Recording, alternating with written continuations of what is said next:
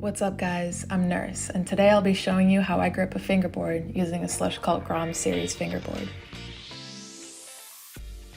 Every Grom series board comes with a set of 2 grip tapes. It doesn't matter which one you pick first because they're both the same, so I just go with the one I vibe with the most.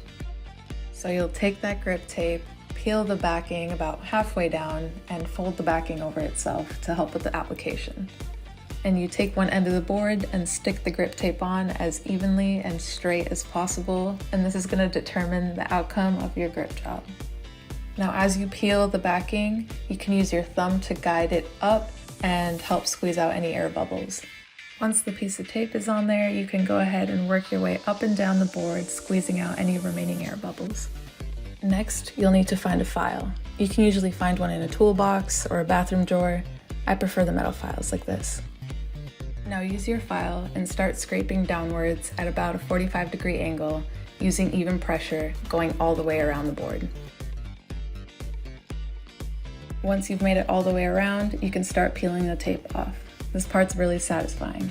If you find any trouble peeling it off, just go ahead and take your file and scrape that section again. And don't be like me and get the pieces everywhere. Feel free to use any of those scraps to clean the dust off your board. And now you're ready to shred. Welcome to fingerboarding.